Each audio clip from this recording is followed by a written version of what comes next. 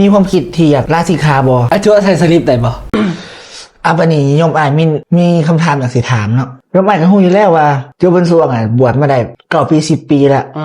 แล้วบัดนี้โจบนสวงมีความคิดที่อยากลาสิกขาบ่ก็ถือว่าเป็นคำถามที่ดีเปิดห้องเรื่องมากก็คือหัวจักเนาะเพราะว่าหัวจักกันมาแต่ก่อนซึ่งยมอายเป็นคนปักซองจว่าก็เคยอยู่ปักซองเรียนอยู่ปักซอง5 ปีบวชกะ8-9 ปีถามว่ามีความคิดอยากซิกบ่ในระยะที่ผ่านมาถึงปัจจุบันนี้บ่ได้มีความคิดอยากซิกปานใดในอดีตอาจจะมีแบบมันเครียดน้อยอกน้อยใจกับสิ่งต่างๆก็เคยคิดได้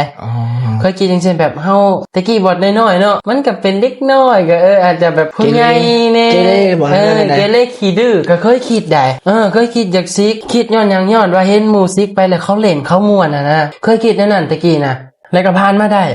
ก็คือคิดสิ่งหนึ่งที่ดึงจองไว้ในตอนนั้นน่ะตอนอยู่ปักซองเนาะซึ่งเฮียนม.ต้นเฮียนม.2 ม.3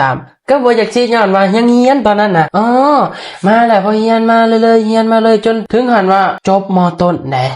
2022แล้วก็มาเฮียนต่อม.ปลายอยู่สวรรณเขตก็เลยอยู่มาแล้วก็เลยเฮียนแล้วก็เลยได้ไปประพฤติปฏิบัติธรรมนำโครงการปฏิบัติธรรมของโรงเรียนเด้มันจะได้พังธรรมะเฮ็ดให้จิตใจเฮาสงบไปฝึกอยู่ไสหั่นฝึกอยู่วัดป่าหลัก19เด้แบบงานปฏิบัติธรรมประจำโรงเรียนนะซึ่งจะจัดทุกๆปีในระหว่างภาคเรียนนึงแบบว่าเอานักเรียนไปประพฤติปฏิบัติเนี่ยแล้วก็มันถ้าว่าแล้วเฮาบ่ไปพัวพันกันมันก็อยากขี่อยากซิกเลยได้เห็นบ่สมมุติว่าอยากซิกย้อนหยังอยากซิกย้อนว่าเห็นหมู่ขี่รถเล่นม่วนมีความสุขไปตี้ไปเล่นไปเที่ยวถ้าเฮาบ่คิดถ้าเฮาบ่เบิ่งเฮาบ่สนใจมันก็บ่นั่นเลยเนาะแล้วก็สิ่งนึงที่แบบเห็นรุ่นอ้ายเคยเล่าหลายว่าเป็นหยังคือซิกเนี่ยแบบไม่ออกนะนาลีพิฆา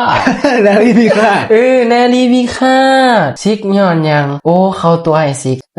แบบว่า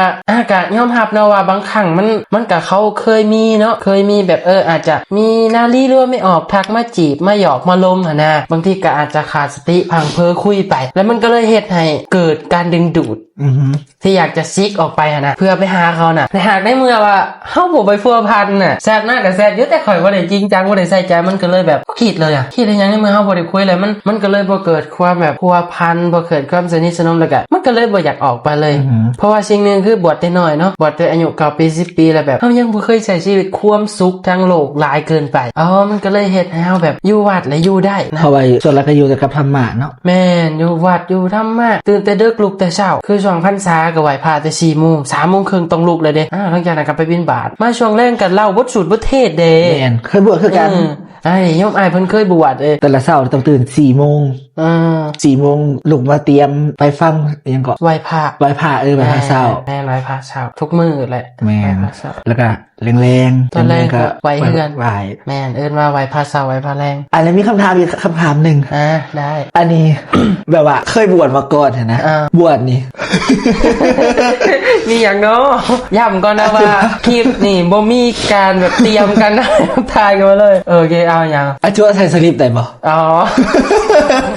ขอบใจทุกท่านทุกคนที่เบิ่งคลิปจนจบเดี๋ยวเน้นสิปักลิงก์ไว้นะคลิปเต็มใครอยากเบิ่งคลิปเต็มหลายคำถามไปเบิ่งในบ้านแดงนี่ปักลิงก์ไว้แล้ว